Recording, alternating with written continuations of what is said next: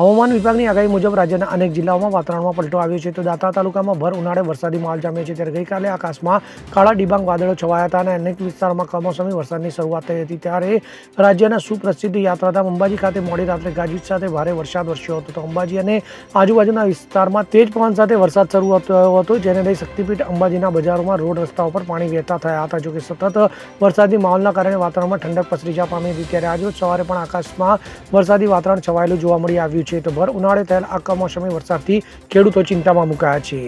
Bureau report CN24 news. હવે જુઓ દેશ દુનિયાની તમામ ખબરો તમારી આંગળીના ટેરવે. ઉઠાવો મોબાઈલ અને Google Play Store પરથી ડાઉનલોડ કરો અમારી CN24 ન્યૂઝ મોબાઈલ એપ.